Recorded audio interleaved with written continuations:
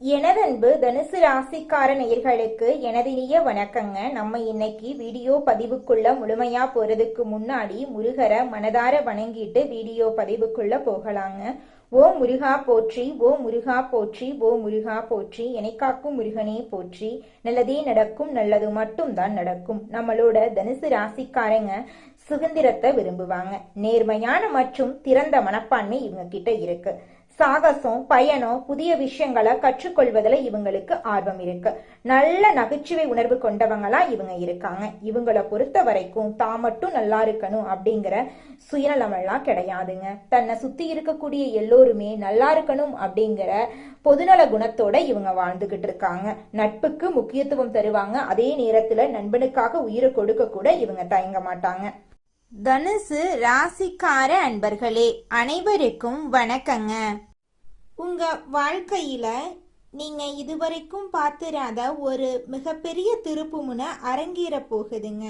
மங்களகரமான பராப வருட தமிழ் புத்தாண்டு பிறக்கும் நன்னாளான ஏப்ரல் 14, 15 மற்றும் 16 ஆகிய தேதிகள் சாதாரண நாட்கள் கிடையாதுங்க. உங்க தலை எழுத்தையே மாற்றப்போகும் சக்தி வாய்ந்த நாட்களுங்க. ஆனா அதே சமயம் உங்களுக்கு ஒரு மிகப்பெரிய ஆபத்து உங்க வாசல்லையே காத்துக்கிட்டு இருக்குதுங்க. அந்த 4 நபர்கள் யாரு, நீங்க ஏன் உஷாரா இருக்கணும், அப்படி என்ன நடக்க போகுது என்பதை நமது இந்த சிறப்பு தொகுப்புல முழுமையா பார்த்து தெரிஞ்சுக்கலாங்க. இந்த காணொளிய ஒரு நொடி கூட தவிர்க்காம முழுமையா பாருங்க. ஏன்னா நீங்க செய்யும் ஒரு சிறு தவறு உங்களை தேடி வரும் அந்த மாபெரும் பொற்காலத்தை தவிடுபொடி ஆக்கிருங்க.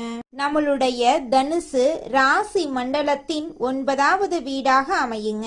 இந்த ராசி குரு பகவானை அதிபதியாக கொண்ட ஒரு உன்னதமான ராசியா இருக்கு. தனுசு ராசியில பிறந்த நீங்க இயல்பாகவே மிகவும் நேர்மையானவங்களா இருப்பீங்க. உள்ளத்தில் படுறத உள்ளபடி யாருக்கும் பயப்படாம முகத்துக்கு நேரா பேசும் தைரியம் கொண்டவங்களா நீங்க இருப்பீங்க. தர்மத்துக்கும் நியாயத்துக்கும் எப்போதுமே தலை வணங்கும் குணம் கொண்டவங்களா நீங்க இருக்கீங்க.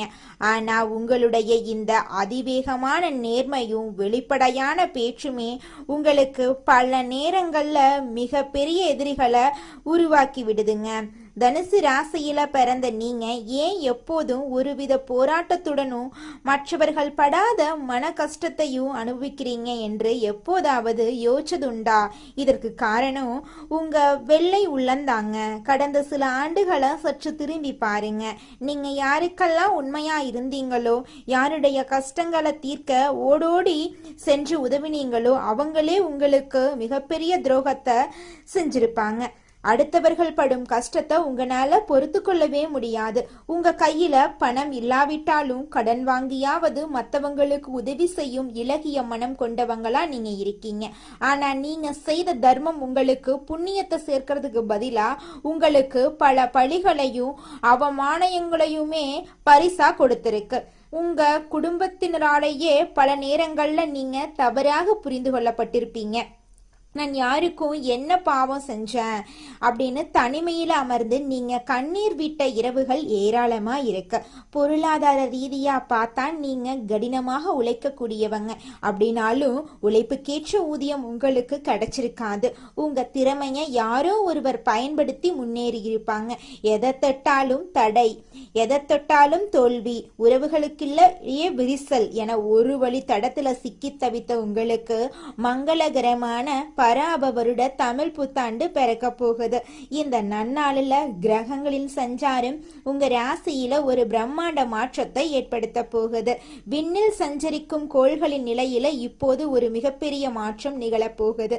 உங்க ராசிநாதனான குரு பகவானின் அருட்பார்வையும் மற்ற கோள்களின் சூழ்ச்சியும் உங்களுக்கு சாதகமான திசை திரும்புது. இதுவரைக்கும் உங்களை சுற்றி இருந்த எதிர்மறை ஆற்றல்கள் அனைத்தும் விலகி நேர்மறையான அதிர்வலைகள் உங்கள் இல்லத்தையும் உள்ளத்தையும் நிரப்ப போகுதுங்க. இத்தனை காலம் கையில காசு தங்களையே வந்த வழி செலவாகுதேன்னு வருத்தப்பட்ட காலமெல்லாம் முடிவுக்கு வந்துருச்சுங்க. தடைபட்டு நின்ற சுபகாரியங்கள், அதாவது திருமணம், வீடு கட்டுதல் அல்லது புதுமனை புகுவிழா போன்ற நட்காரியங்கள் இப்போது தங்கு தடையின்றி அரங்கேறப் போகுது. நீண்ட நாட்களாக திரும்பி வராது என்று நீங்க கைவிட்ட கடன்கள் வட்டியோடு உங்க கைகளை வந்து சேரப்போகுது. எதிர்பாராத திசையிலிருந்து பணவரவு உங்களுக்கு கிடைக்க போகுது. முன்னோர்களின் சொத்துக்கள்ல இருந்த வில்லங்கங்கள் நீங்கி உங்களுக்கு சேர வேண்டிய பங்கு முறையாக உங்க கையில வந்து சேரப்போகுது. இது வெறும் அதிர்ஷ்டம் மட்டுமல்ல, உங்க உழைப்புக்கு இறைவன் கொடுக்கும் அங்கீகாரம். தொழில் மற்றும் வேலைவாய்ப்பு குறித்து பார்த்தோம்னா இது ஒரு புரட்சிகரமான மாற்றமாயிருக்குங்க. தகுந்த வேலை கிடைக்காம திண்டாடிய இளைஞர்களுக்கு அவர்களின் தகுதிக்கு ஏற்ற உயரிய பதவிகள் தேடி வரும். ஏற்கனவே பணியில் இருக்கிறவங்களுக்கு ஊதிய உயர்வு நிச்சயமா கிடைக்குங்க. வியாபாரத்துல இருக்கிறவங்களுக்கு இது ஒரு பொற்காலம். தேக்க நிலையில இருந்த சந்தை நிலவரம் மாறி உங்க பொருட்கள் அதிக விலைக்கு விற்பனையாகும். புதிய கிளைகளை தொடங்குறதுக்கும் புதிய முதலீடுகளை செய்யறதுக்கும் இது மிகச்சிறந்த தருணம். கூட்டாளிகளுடன் இருந்த மனக்கசப்பு நீங்கி ஒற்றுமை பலப்படும். இந்த நாட்கள்ல உங்கள் உள்ளுணர்வு மிகவும் வலுவாயிருக்கும். நீங்க எடுக்கும் ஒவ்வொரு சிறிய முடிவும் பின்னால ஒரு மிகப்பெரிய ஆலமரமா வளர்ந்து உங்களுக்கு நிழல் தருங்க. தனுசு ராசி நேயர்களே, இப்போது நாம் பார்க்க போகும் இந்த பகுதி உங்க வாழ்வின் மிக முக்கியமான ஒரு எச்சரிக்கை மணிங்க.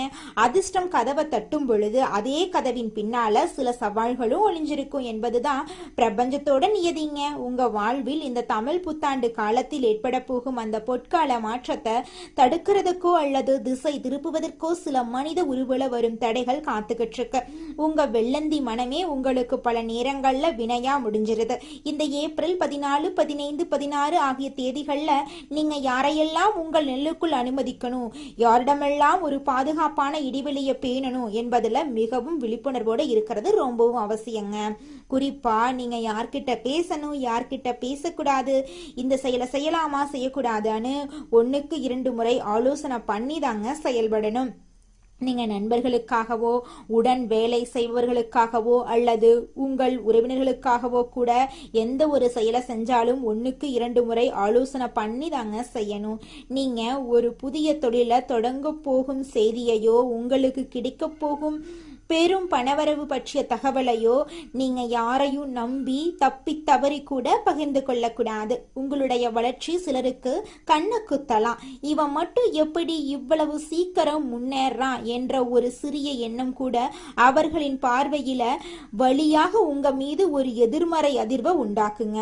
அதனால உங்கள் திட்டங்களை செயல்படுத்தி முடிக்கும் வரை அதை ஒரு ரகசியமாகவே வச்சிருங்க. இந்த 3 நாட்கள்ல யாரிடமாவது கடன் கொடுக்க போவதோ அல்லது வாங்குவதோ உங்க பொருளாதார சுழற்சியை பாதிக்குங்க. வேலை செய்யும் இடத்துல உங்கள் கருத்துக்களை திருடி அவங்க பெயரில தம்பட்டம் அடித்துக்கொள்ள ஒரு கூட்டம் காத்துக்கிட்டு இருக்கும். மேல் அதிகாரிகளிடம் நீங்கள் பேச போகும் முக்கியமான விஷயங்களை முன்னரே யார்கிட்டையும் விவாதிக்காதீங்க. உங்களை வீழ்த்த நினைக்கிறவங்க உங்கள் பலவீனத்தை தான் முதல்ல தேடுவாங்க. சிங்கம் எப்படி தனது வேட்டையை தொடங்கும் முன்னாடி அமைதியா காத்திருக்குமோ அதே போல உங்க வெற்றிக்கான தருணம் வரும் வரை நீங்க அமைதியா இருங்க. இந்த எச்சரிக்கைகளை நீங்க சரியாக பின்பற்றினா உங்க பொற்காலத்தை தடுக்கும் சக்தி யாருக்கும் இருக்காது. ஒரு அடர்ந்த ஆலமரத்தின் நிழலில அமர்ந்திருந்த அந்த பழைய வீட்டின் திண்ணையில அமர்ந்திருந்தவன் தான் கதிருங்க. அவன் தனுசு ராசியில பிறந்த கடந்த 5 ஆண்டுகளாக அவனது வாழ்க்கை ஒரு இருண்ட குகைக்குள் பயணிப்பது போல இருந்துச்சுங்க. தொட்ட காரியங்கள் அனைத்தும் துரோகத்துல முடிஞ்சிச்சு. கையிலிருந்த சேமிப்பு கரைஞ்சு கடன் சுமை கழுத்த நெரிக்க தொடங்குச்சு. சொந்த ஊரிலேயே நிமிர்ந்து நடக்க முடியாம கூனி குறுகி போயிருந்தா. அன்னைக்கு ஏப்ரல் 13ஆம் தேதி. நாளை விடிய போகுது. அந்த 3 நாட்கள் தான் தன் வாழ்வின் கடைசி வாய்ப்பு என்று அவன் உள்மனம் ஏதோ ஒரு ரகசியத்தை சொல்லிக்கிட்டே இருந்துச்சு. அன்று மாலை அவன் தற்செயலாக ஒரு முதியவரை சந்திச்சான். அந்த முதியவர் அவன் கண்களை ஊருடுவி பார்த்து, தம்பி, விடியல் உன் வாசல்ல நிக்குது. ஆனா உன் கையில இருக்கும் விளக்க அணைக்க ஒரு கூட்டம் வரும். ஏப்ரல் 14 16 வரைக்கும் உன் நாவிக்கு பூட்டு போடு. குறிப்பா உன் திட்டங்களை யார்கிட்டையும் சொல்லாத அப்படின்னு எச்சரிச்சுட்டு மறைஞ்சிட்டாரு. புத்தாட்டு தினமான ஏப்ரல் 14 அதிகாலை கதிரின் அலைபேசிக்கு ஒரு அழைப்பு வந்துச்சு.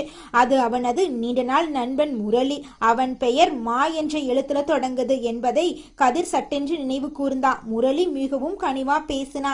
கதிர், உனக்கு ஒரு பெரிய வேலை வாய்ப்பு வந்திருக்கு, உடனே என்னை வந்து பாரு அப்படின்னு சொன்னான். முன்னதாக இருந்திருந்தா கதிர் ஓடோடி செஞ்சிருப்பான். ஆனா அந்த முதியவரின் எச்சரிக்கை அவன் காதுகள்ல ஒழிச்சது. இப்போது வர இயலாது முரளி, பிறகு பேசுறேன் அப்படின்னு சுருக்கமா முடிச்சிட்டான்.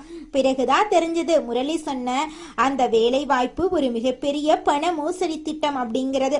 அவன் அந்த ஒரு வார்த்தை மௌனத்தால ஒரு பெரும் ஆபத்துல இருந்து தப்புனா.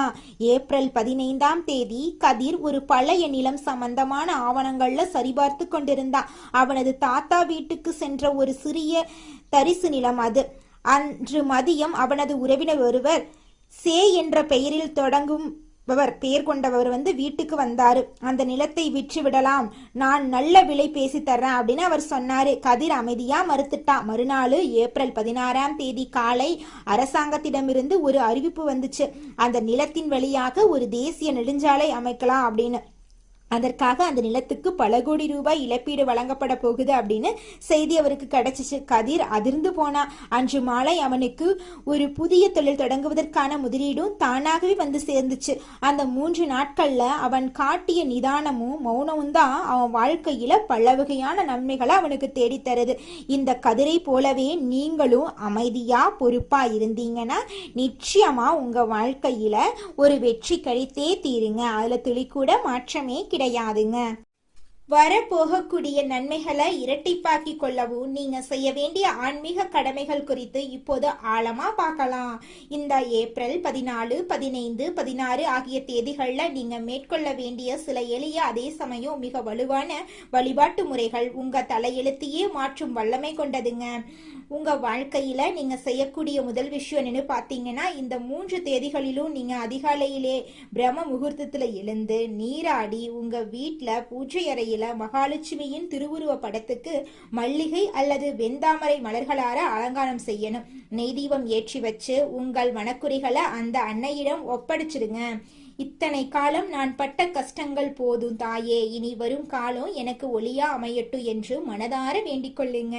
வெள்ளிக்கிழமைகள்ல சுக்கிர உரையில இந்த வழிபாட்டை செய்யறது உங்களுக்கு ராஜயோகத்தை பெற்று தருங்க. அடுத்ததாக தானங்கள்ல சிறந்த தானமான அன்னதானத்தை பத்தி பார்க்கலாங்க. உங்க வசதிக்கு ஏற்ப ஏழை எளியவர்களுக்கோ அல்லது ஆதரவற்ற பெண்களுக்கோ உங்களால முடிந்த உணவை அளியுங்க. குறிப்பா இந்த புத்தாண்டு நாட்கள்ல தயிர் சாதம், பால் பாயாசம் அல்லது வெள்ளை நிற இனிப்பு வகைகளை தானமா வழங்குறது உங்கள் ஜாதகத்தில் இருக்கக்கூடிய தோஷங்களின் வீரியத்தை குறைக்குங்க. பார்வையற்றவர்களுக்கு உதவுறது சுக்கிர பகவானின் பரிபூரண அருளை உங்களுக்கு பெற்று தருங்க. இந்த 3 நாட்களும் நீங்க வெள்ளை அல்லது சந்தன நிற ஆடைகளை அணியறது உங்களுக்கு ஒரு கூடுதல் பலத்தை தருங்க. இது உங்களை சுற்றி ஒரு தெய்வீக பாதுகாப்பு கவசத்தை உருவாக்கி எதிர்மறை எண்ணங்கள்ல இருந்து உங்களை நிச்சயமா பாதுகாக்குங்க. இந்த நாட்கள்ல நீங்க எடுக்கும் ஒவ்வொரு முடிவும் உங்க எதிர்காலத்தை நிர்ணயிக்கும் அப்படிங்கறதால எந்த ஒரு காரியத்தையும் அவசரத்துல செய்யாதீங்க. யாரிடமும் வாக்குவாதம் செய்யாதீங்க. உங்கள் மௌனம்தான் இந்த 3 நாட்கள்ல உங்கள் மிகப்பெரிய வலிமையா இருக்கணுங்க.